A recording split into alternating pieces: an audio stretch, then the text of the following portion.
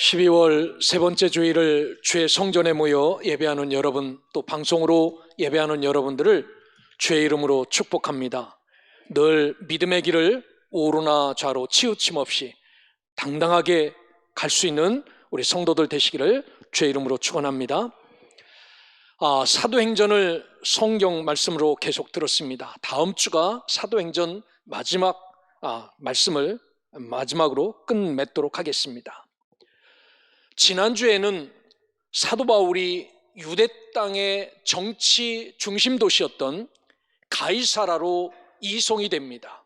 예루살렘에서 가이사라로 내려와서 총독, 로마 사람이죠, 벨릭스 앞에서 예루살렘 공회원들이 고소를 합니다. 이 사람은 우리 조상의 전통을 깨는 사람이라고. 그리하여 재판을 받습니다. 공회원들에게 고용되었던 로마 사람 변호사인 더둘로는 바울을 이렇게 평가합니다. 이 사람은 전염병 같은 사람이다 라고 평가해요. 어디에 가든지 예수 그리스도의 복음을 퍼뜨려서 이 유대 사람들을 어지럽게 하는 정말 악한 전염병 같은 사람이라 천하에 흩어진 유대인들을 다 소동하게 하고 나사렛 이단의 우두머리라고 고소합니다. 바울은 이방인의 사도였습니다. 그가 발길을 닿는 곳마다 사람을 가리지 않고 누구에게든지 예수는 그리스도라고 증거하는 삶을 살았습니다. 가난한 자든지 부한 자든지 지위가 높든지 낮든지 있든지 없든지 이 일을 했지요. 뿐만 아니라 그는 어렵든지 즐겁든지 상황에 얽매이지 않고 때로는 소망마저 사라졌을 때도 부활하신 주님이 함께 하심을 믿고 담대하게 이 복음을 전도하였습니다. 그래서 세상 사람들은 사도 바울을 전염병 같은 자라고 평가를 하였습니다. 사랑하는 소명의 성도 여러분, 우리가 살아가는 이 시대, 저와 여러분들도 이런 열심이 충만하기를 주님의 이름으로 축원합니다. 그런데 오늘 본문 말씀은 사도 바울을 복음에 미친 사람이라고 또 평가합니다. 지난주에는 전염병 같은 사람이라고 하더니 오늘은 미친 사람이라고 평가를 합니다. 도대체 사도 바울이 어떤 삶을 살았길래 이런 미친 사람이라는 평가를 받았는지 분명히 확인하고, 오늘 세상 재미에 미친 저와 여러분이 아니라 이 복음을 나누는 일에 우리도 미친 자가 되어 세상 사람들이 내가 예수에 미쳤다라고 평가할 만큼 이런 열정적인 사람이 될 수 있기를 주의 이름으로 축원합니다. 사도행전 역사를 보면은 그동안 로마 총독이 벨릭스였습니다. 그런데 이 벨릭스가 좌천되어서 로마로 돌아가고 새로운 총독이 부임합니다. 그게 오늘 26장에 나오는 베스도라는 총독입니다. 로마에서 새로운 총독이 오자 로마 황제가 보낸 사람이니까 유다에 있는 정치꾼들은 가서 인사를 해야 되지요. 제일 먼저 온 사람이 누구냐면은 허수아비 왕이었던, 이 사람은 유다 사람이지요. 그런데 유다를 유다답게 통치하는 게 아니라 유다를 로마로 붙여놓으려고 애썼던 사람, 헤롯 아그리빠 2세가 그의 여동생 버니게와 함께 방문하였는데, 오늘 성경에 보면 이 베스도와 이 아그리빠 왕과 버니게라는 이 여인이 함께 있는 자리였습니다. 오늘 우리가 읽진 않았지만 26장 전반부터 보면 허수아비 왕이었던 헤롯 아그리빠의 동의를 얻어 바울의 간증이 되지요. 분명히 재판 자리였습니다. 사느냐 죽느냐의 자리였었는데 사느냐 죽느냐의 자리가 아니라 사도 바울이 복음을 나누고 간증하는 간증의 자리가 되었습니다. 사도 바울은 이 간증을 사도행전에서 3번을 합니다. 총 3번을 하는데 가장 먼저 했던 간증은 사도행전 9장에 나옵니다. 9장에 보면 사도 바울이 자기가 한때는 살기가 등등해서 예수 믿는 사람들을 잡아 죽이려고 공문을 들고 다맥색으로 가다가 예수님을 만났다라고 간증합니다. 그리고 내가 그분의 부르심 때문에 이렇게 바뀌었다라고 말합니다. 얼마나 그의 삶이 완벽하게 변했는지 사도행전 9장 22절에 보면 그저 다맥색에서 변화돼서 이렇게 바뀐 겁니다. 사울은 힘을 더 얻어 예수를 그리스도라 증언하여 다맥색에 사는 유대인들을 당혹하게 하니라 라고 성경을 기록하고 있어요. 어제까지 예수 믿는 사람을 잡아들이던 사람이 갑자기 오늘 예수가 그리스도라고 증거합니다. 함께 있던 이 다맥색의 유대인들이 놀라 자빠질 정도로 당혹하게 되었다라고 말합니다. 이게 사도 바울의 첫 번째 회심의 간증입니다. 두 번째 회심은 사도행전 22장입니다. 저 에베소 사람들도 예루살렘에 가지 말라는 겁니다. 가서 잡히면 죽는다. 모든 것을 뿌리치고 예루살렘에 올라왔지요. 사람들은 사도 바울을 공회에 세웁니다. 그리고 이 공회에서 두 번째 간증을 사도 바울이 하지요. 그는 이 공회에서 당당하게 예수 그리스도가 하나님의 계획에 의해서 이 땅에 오신 그리스도라는 것을 증거합니다. 우리 조상이 믿었던 율법, 거기에 약속된 대로 예수 그리스도가 오셨고 이분이 우리가 기다리고 있는 그리스도십니다라고 간증을 합니다.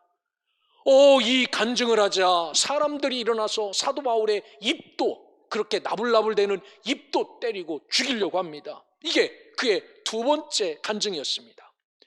세 번째 간증은요, 오늘 26장 1절로부터 새로 부임한 로마 총독 베스도와 유다 호수아비 왕 아그리빠 앞에서 간증을 하지요. 바울은 이 법정에서 간증을 통하여 자신이 이스라엘 조상들의 율법을 지키기 위해서 아주 엄격한 그러한 바리새인의 생활을 했음을 말해요. 나도 여러분들보다 더 엄격한 생활을 한 사람입니다. 하지만 이런 삶을 청산하게 된 이유가 있다는 겁니다. 이 이유는 바로 예수 그리스도를 만났기 때문에 내가 예전에 바리새인, 그 중에서도 더 바리새인처럼 살았던 내가 이분을 만나고 나서 이렇게 바뀌었습니다 라고 말합니다. 바울은 로마 총독 베스도와 허수아비 왕 아그리빠와 그의 여동생 버니게 앞에서 이 예수는 하나님이 조상들에게 약속하신, 성경을 읽으면 이사야의 엄청난 구원자 예수가 오심을 이야기하죠. 어린 양처럼 동정녀에게서 태어나고 그분이 오셔서 우리를 구원하실 것이다 라고 말해요. 이것을 이야기하며 조상들에게 약속하신 구세주라고 분명히 밝히고 있습니다. 그러면서 요즘 말로 좀 표현하면은 믿으시죠? 믿습니까? 아멘 하십시오 라고 하면서 이런 말을 하고 있는 겁니다. 지금 우리가 대림절 기간을 보내고 있습니다. 즉 성탄절, 예수님이 오신 절기를 보내고 있지요. 바울은 여기서 예수가 어떻게 태어났는지부터 전하고 이 복음은 모세와 선지자들의 증거와 같다라고 이야기합니다. 이게 여러분을 무너뜨리고, 이게 여러분을 죽이고, 이게 하나님과 여러분들을 분리시키는 것이 아니라 이 복음이 모세가 증거한 복음이고 이 복음이 여러 선지자가 증거한 복음입니다 라고 말하면서 이 예수를 믿어야 영생하고 구원합니다 라고 말씀합니다. 그리고 이 예수가 이 땅에 오셔서 어린 양처럼 고난을 받고 나와 여러분의 죄를 지고 죽으셨고 이분이 살아나셨고 이 일로 이스라엘과 이방인에게 구원의 빛이 선포되었다라고 바울은 자기가 알고 있는 이 복음의 진리를 아주 애절하게 간증을 합니다. 이게 재판자리인데 살려주십시오가 아니라 이 복음을 증거하지요. 이 예수가 하나님의 약속을 따라 이 땅에 오셨고 이 예수가 구원의 전국 복음을 전하셨고 이 예수가 어린 양 대속의 죄를 지고 죽은 것처럼 이 예수가 3일 만에 부활하여 부활의 첫 열매로 살아나셨다라고 말합니다. 그러면서 사도 바울이 말해요.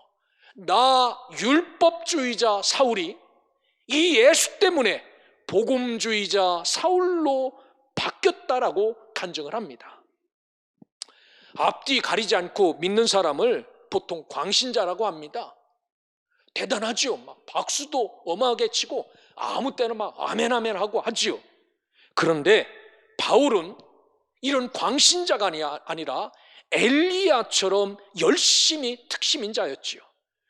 오늘 우리도 복음의 열정적인 바울처럼 이런 사람으로 살아가시기를 주의 이름으로 축원합니다. 나를 만나는 자보다 세상 우리가 좋아하는 그러한 오락에 미친 자가 아니라 야, 너 참 예수 믿더니 예수에 미쳐 사는구나 라고 세상 사람들이 평가할 수 있도록 이런 삶을 살아가시길 바랍니다. 오늘 성경에 보면 로마에서 처음 온 베스도가 유다 사람을 종교재판하는 것은 익숙치 않아요. 그들의 전통이 뭔지 율법이 뭔지 모르니까 자기에게 인사하러 왔던 오늘 아그리빠에게 내가 내 나라니까 너도 왕권이 있으니까 한번 이 사람들을 재판해봐라 라고 합니다. 그래서 아그리빠가 재판을 시작하지요. 성경에 보면은 아그리빠의 허락을 얻어서 사도 바울이 26장 1절부터 쭉 간증을 해요. 지금까지 제가 설명드린 이야기를 23절까지 쭉 사도 바울이 전도하며 복음 전도를 합니다. 이 소리를 로마인 베스도가 가만히 듣는 겁니다. 가만히 들으며 정말 그의 담대함에 놀라기도 하고 정말 저 변함없이 저렇게 간증하는 사도 바울에 놀라면서 하는 말이 24절 뭐라고 말하냐면 바울이 이같이 변명하며 베스도가 크게 소리내어 이르되 바울아 네가 미쳤도다 네 많은 학문이 너를 미치게 한다 하니 라고 말합니다. 여러분 어렸을 때요 동네 공부 많이 하신 분이 좀 정신병이 걸리신 분들이 있었어요. 그럼 사람들이 공부 많이 하면 저렇게 된다라고 했어요. 공부하지 말고 지게지고 집에서 나하고 같이 일하자라는 그런 꼬심이었죠. 공부 많이 한다고 여러분 정신이 이상합니까? 오늘 바울은 그 누구보다도 공부를 많이 했던 사람입니다. 가말리엘이라는 당대 최고의 율법학자 밑에서 공부한 사람이에요. 그러면은 창세기, 출애굽기, 레위기, 민수기, 신명기는 적어도 달달달달달 외운 사람입니다. 세상에 성경을 전체 다 외우는 사람이 딱 하나 있어요. 미국 분입니다. 교수십니다. 여러분 참 기가 막히지 않습니까? 이것을 다 외우는 거? 사도 바울이 이렇게 살았어요. 사도 바울은 길리기아 다소에서 태어났습니다. 지금은 터키 땅. 이 다소는요 로마 제국의 3대 도시 중에 하나였고 여기는 교육도시로 유명했죠. 의학 학교가 있었던 훌륭한 교육도시였습니다. 당시 사도 바울은 국제 통용어였던 헬라어를 완벽하게 사용할 수 있었습니다. 지금 베스도 앞에서 이 헬라어를 통하여 자기를 변론하지요. 이 반응을 본 베스도는 깜짝 놀랍니다. 말 잘하는 것도 놀라고 이렇게 법적인 문제를 자기 자신이 스스로 변론하는 것도 놀라고 그래서 느끼게 야, 너 공부 많이 해서 미쳤다라는 겁니다. 베스도 총독은 사도 바울이 이렇게 돼서 미친 걸로 말합니다. 그런데 사도 바울은 뭐라고 말합니까? 나 이것 때문에 미친 것 아니다 라고 말하죠. 여러분 바울은 그토록 신비한 경험을 너무나도 많이 했습니다. 삼층천을 보고 온 사람이지요. 그런데 그의 신앙은 자신의 경험이 아니라 철저하게 성경을 기초한 믿음이었다는 사실을 우리가 꼭 알아야 됩니다. 때로는 우리도 신비한 경험을 하지요. 하나님의 꿈속이 나타나기도 하고 무엇을 보여주기도 하고 말씀도 들려주시죠.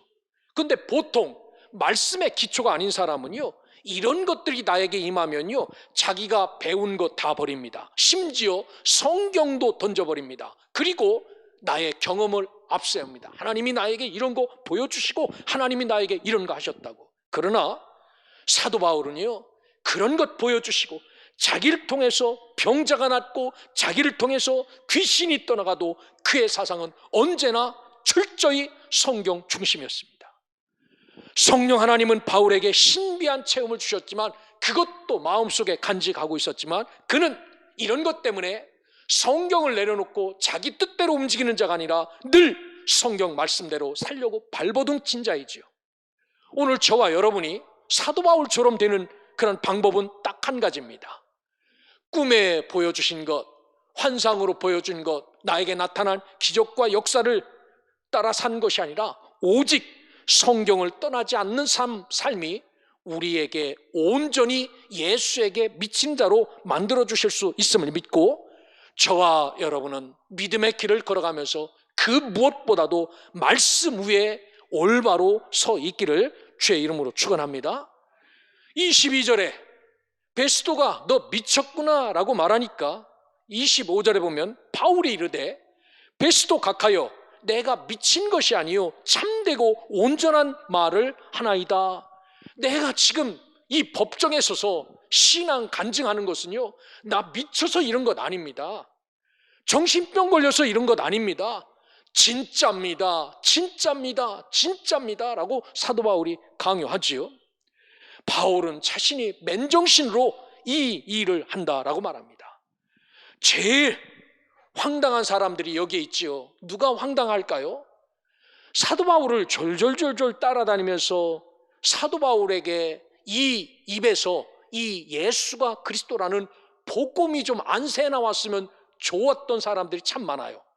공회원들 전부 다, 유대인들 전부 다가 사도 바울이 입 좀 열지 말고 좀 조용해서 입이 열어서 예수가 그리스도십니다, 이분이 구세주입니다, 이 소리를 좀 안 하면 좋겠는데, 오늘 사도 바울이 법정에 세웠더니 공식적으로 복음을 막으려고 법정에 세웠는데 어떤 일이 벌어지냐면 공식적으로 사도 바울을 통하여 또 다른 복음의 강의가 시작됩니다. 지금까지 한 것이 복음의 강의지요. 하나님의 계획을 갖고 모세와 이사야 선지자를 통하여 예언한 그분이 바로 예수라는 사실, 이분을 믿어야 구원받는다는 사실을 줄줄줄줄 하지요. 자, 그랬더니 사람들이 미쳤다고 이야기하는 겁니다. 다음에 보니까 26절 바울이 뭐라고 반응하는지 보십시오. 나 미치지 않았다라고 말하면서 얼굴을 돌립니다. 지금까지는 누구하고 얘기한 겁니까? 베스도 로마 총독하고 이야기하고 있어요. 지금 이 재판의 재판장은 누굽니까?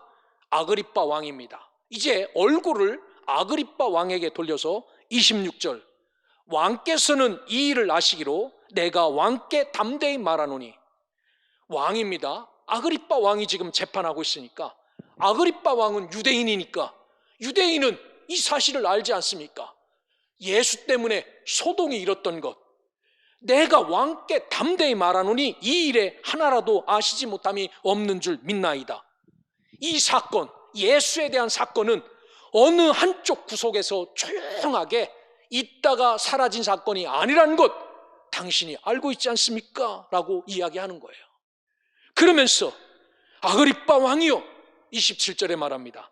이 선지자 예수 그리스도를 믿습니까? 믿는 줄 아나이다. 아멘 한번 하십시오 라고 했던 것 같습니다.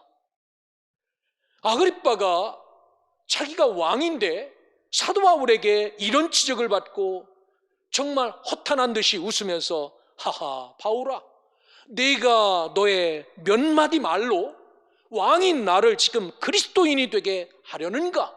라고 반문을 해요. 여러분, 복음에 대한 사도 바울의 행동 강령을 밝힌 말씀이 있습니다. 복음을 대할 때 사도 바울이 어떻게 움직였는지 자기의 소신을 밝힌 말씀이 있지요. 디모데후서 4장 2절에 보면 너는 말씀을 전파하라, 때를 얻든지 못 얻든지 항상 힘쓰라 라고 디모데 믿음의 아들에게 이렇게 말합니다. 내가 이 말씀을 이때 전해야 되나 저때 전해야 되나 고민하지 말라는 겁니다. 이때도 전하고 다른 때도 전하라 라는 겁니다.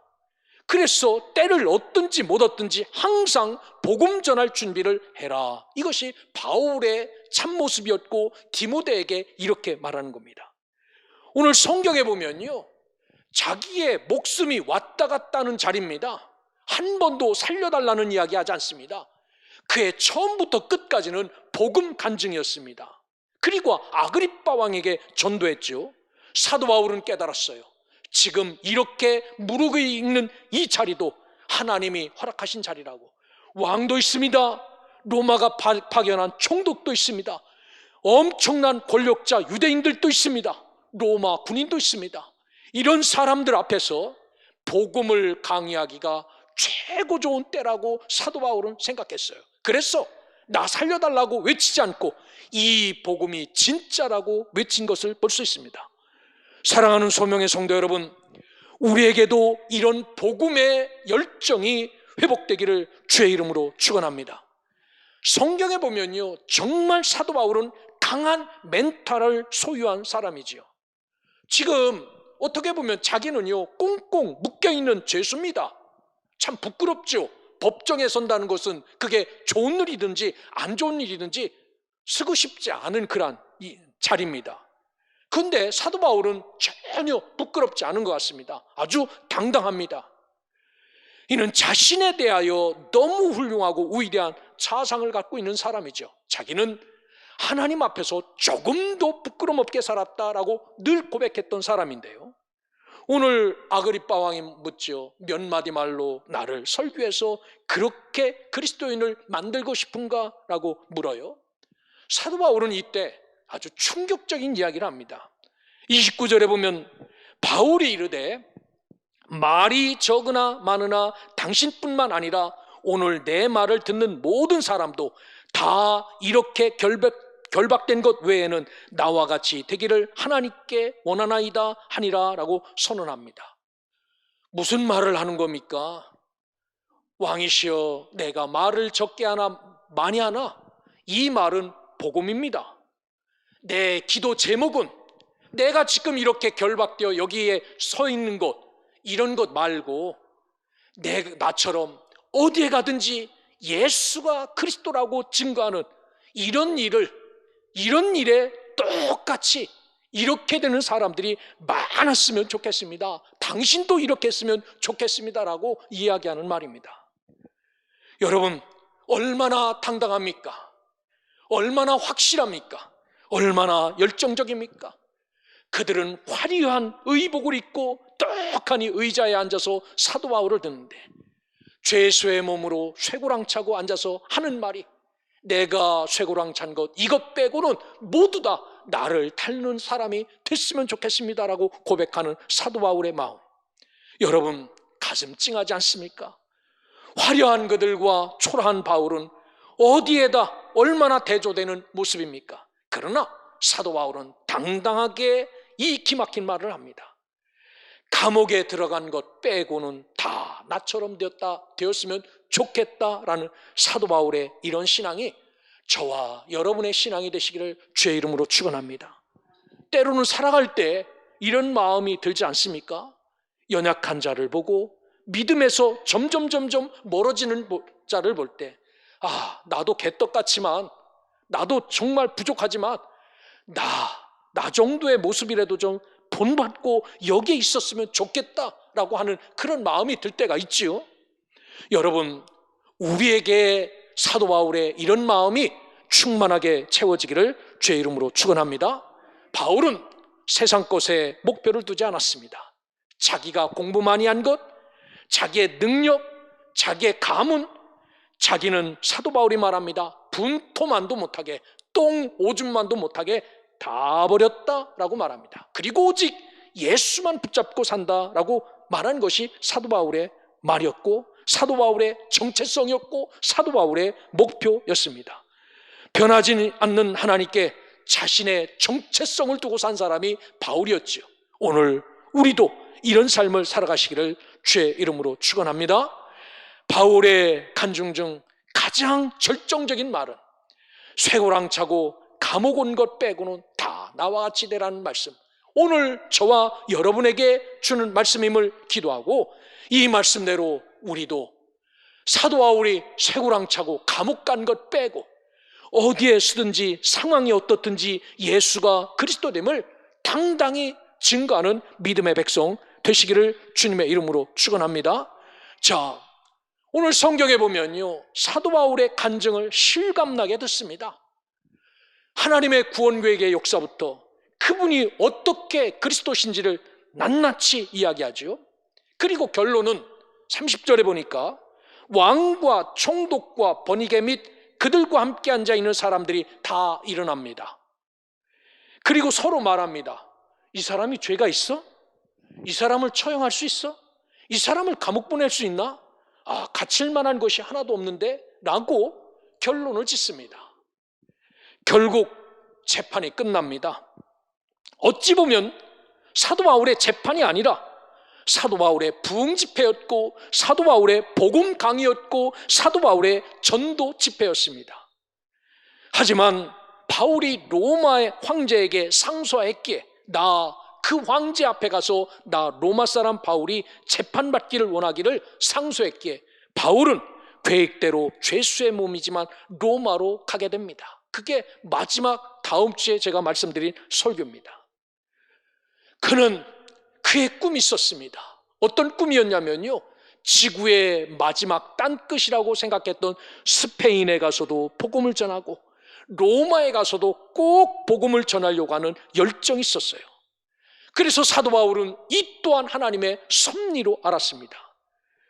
그곳에 보면 성령 하나님은 복음에 미친 사람 바울을 로마로 보내요. 나 같은 사람 안 보냈습니다.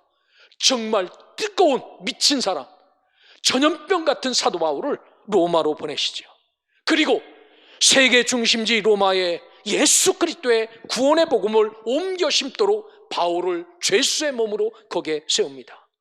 왜 사도 바울을 세우셨을까? 하나님의 구원 계획을 확실히 알고 있는 바울을 세우신 겁니다. 예수가 그리스도됨을 분명히 믿고 있는, 그리고 고백할 수 있는 사도 바울을 그곳에 세우시고 복음을 증거하게 세우셨습니다. 그리고 사도 바울이 그곳에 가서 로마 땅에 예수가 그리스도라는 사실을 각인시키는 작업을 하는 그러한 일에 동참하지요. 그래서 그 땅에 복음화의 기초를 놓게 되고, 사도 바울이 복음을 전하고 250년이 지나지 않는 그 땅에 기독교가 로마의 국교가 되는 놀라운 은총이 이루어진 것을 볼 수 있습니다. 한 사람, 전염병 같은 사람, 한 사람, 미친 사람, 사도 바울을 통하여 하나님 놀라운 일을 이루셨다는 사실을 기억하고, 오늘 저와 여러분들은 이 땅에서 하나님 죽었지, 교회 썩었지, 예수가 누구야? 라고 하는 이 시대, 다시 이와 같은 성령의 뜨거운 열정으로 예수가 그리스도됨을 알고 사는 자들이 아니라, 이제는 안 것을 넘어 어떤 상황에서든지 이분이 그리스도라고 꺼내 고백하고 증거하며 살아가 다시 오실 주님을 잘 준비하는 신부와 같은 교회, 소명교회를 만들어 이 복음을 땅끝까지 편만히 증거하고 드디어 이 복음을 다시 예루살렘에 돌려줄 수 있는 저와 여러분이 섬기는 교회가 되기를 간절히 축원합니다. 기도하겠습니다.